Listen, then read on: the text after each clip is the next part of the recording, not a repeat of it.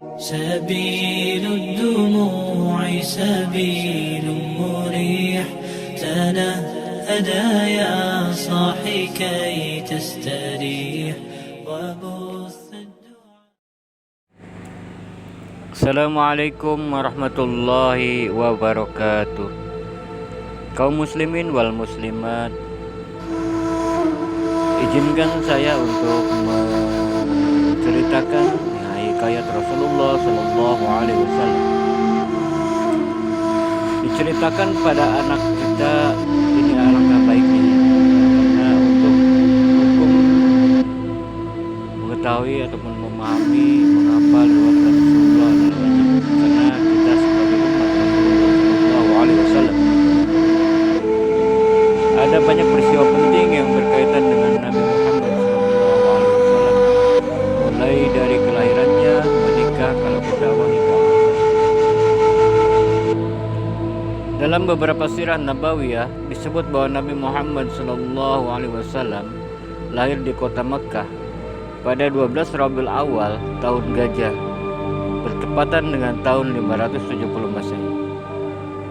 Nabi Muhammad lahir dari orang tua bernama Abdullah bin Abdul Muttalib dan Aminah binti Wahab. Abdullah merupakan seorang saudagar yang sering berpergian ke negeri Syam. Akan tetapi Abdullah meninggal dunia saat Aminah mengandung Nabi Muhammad yang baru berusia 2 bulan. Setelah itu, Nabi Muhammad pun lahir tanpa didampingi oleh sang ayah. Setelah lahir, Nabi Muhammad diserahkan pada Halimah Sa'diyah untuk disusukan. Zaman dahulu masyarakat Arab memiliki kebiasaan menyusukan anak-anak mereka kepada perempuan desa.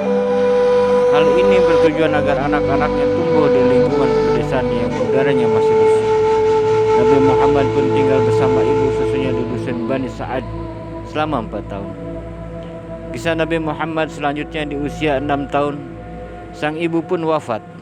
Kemudian Nabi Muhammad SAW dirawat oleh kakeknya dari pihak ayah, yaitu Abdul Muttalib. Selang 2 tahun sang kakek wafat.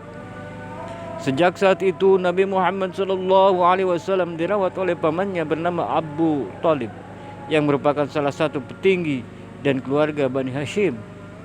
Nabi Muhammad SAW pun sering ikut berdagang ke Syam bersama pamannya. Tumbuh dewasa, Nabi Muhammad SAW menikah dengan Siti Khadijah. Siti Khadijah adalah wanita terpandang, cantik, dan berasal dari golongan orang berada di Arab. Nabi Muhammad menikah saat berusia 25 tahun, sedang Khadijah saat itu berusia 40 tahun. Nabi Muhammad SAW mendapatkan wahyu saat usia 40 tahun.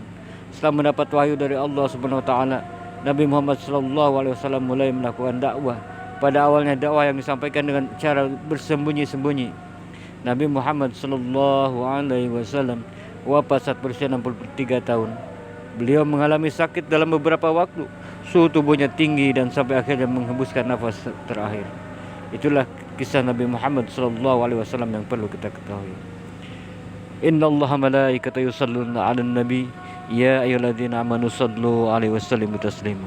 Shallu 'alan nabi, shallu 'alan nabi, shallu 'alan nabi. Wabillahi taufiq wal hidayah. Assalamualaikum warahmatullahi wabarakatuh.